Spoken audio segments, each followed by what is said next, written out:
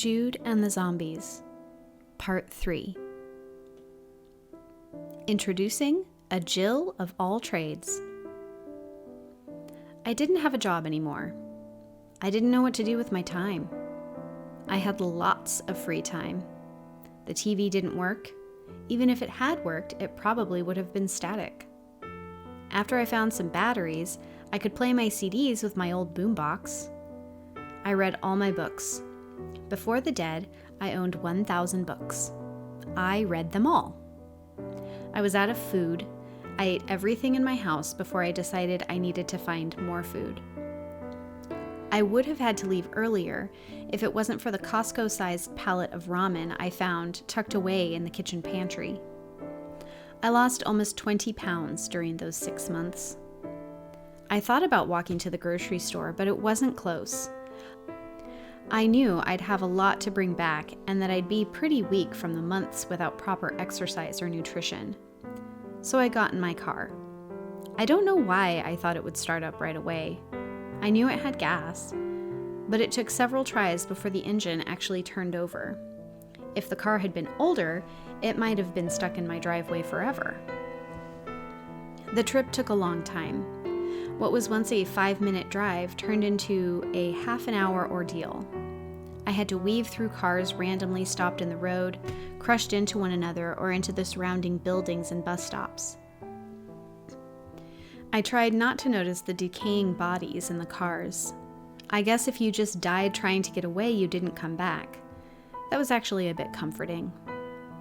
I expected the parking lot to be full and chaotic. It was almost empty though, with only 2 cars resting peacefully against each other. It looked like one just rolled into the other. There was a small dent and a scratch, but other than that, they looked fine. I walked into the store. When I pushed the doors open, the first thing that hit me was the stench.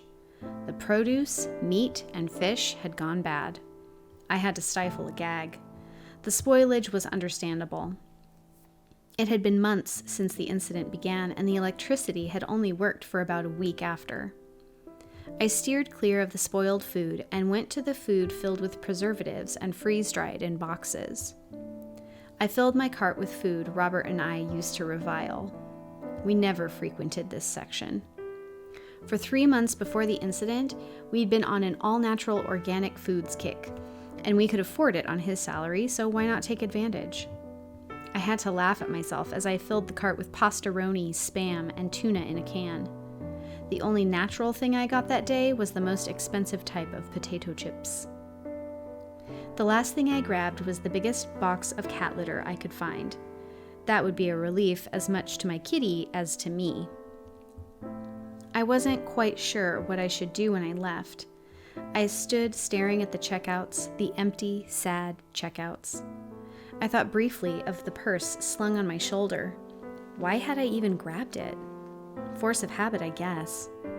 I wheeled my cart to the nearest checkout and looked for the reusable bags Robert and I always meant to buy.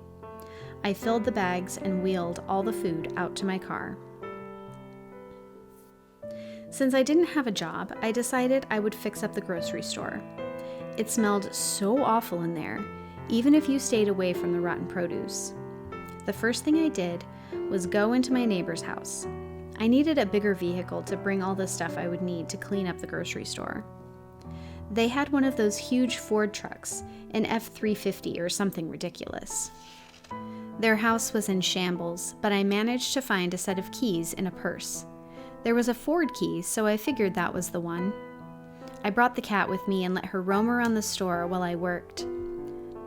I brought my little radio and a bunch of CDs.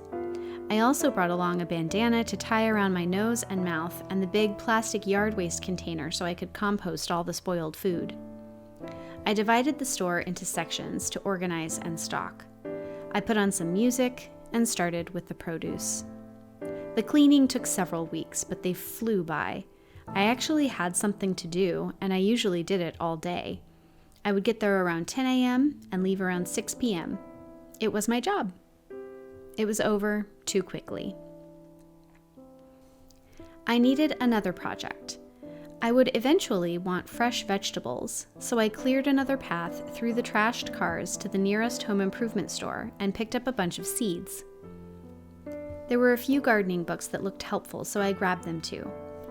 I followed the directions for planting meticulously, hoping that in a matter of months I could be enjoying a salad instead of pastas from a box.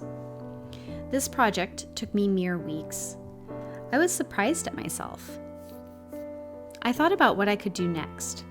I wanted fresh bread, so I pulled the ingredients together and made a fire in my oven. It took forever to bake, but I had bread for a while. I mowed the lawn. That only took 2 hours. I'd never mowed a lawn before. I needed a bigger project. The water was an issue. It only worked occasionally, and when it did, the water pressure left something to be desired. I thought I could come up with some kind of crude water pump to get it going again, but the hardware store I'd been frequenting didn't have much in the way of instructions for that. I decided to visit the library. There were 3 zombies in the library. They turned toward me when I entered. They took a couple of steps toward me, moaning, then sniffed. All 3 eventually retreated to the opposite end of the building.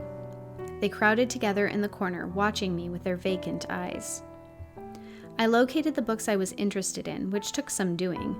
The library was run completely on computers, which didn't work, so I wandered around for a long time. The water pump turned out to be a bit too complicated, so I'd have to deal with poor water pressure.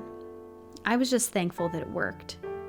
In searching through books about living off the grid, I discovered a power source that I hadn't thought of: solar panels and generators. Certainly the hardware store could help me out with that. I took the books from the library and headed off to supply power to my home again.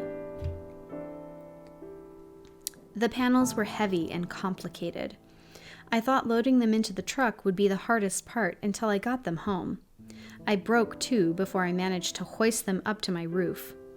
I had to come up with a pulley system, and even then it was a challenge. I thought about just leaving them on the ground, but the Northwest doesn't get a ton of sun to begin with, so the roof was best. It took me a solid month to get them up on the roof and hooked up. I had no experience with this and was working from information from the library books. I went back 2 or 3 times to get different or more detailed instructions. Finally, at the end of May, I got them all hooked up. Once the solar panels were hooked up, I went back to the hardware store to look for the best generator they had. I found a really nice, expensive generator that ran on gasoline. I also took as many gas cans as they had and filled them on the way home. I siphoned gas from all the cars that littered the roads. I brought it home and hooked it up. I had power.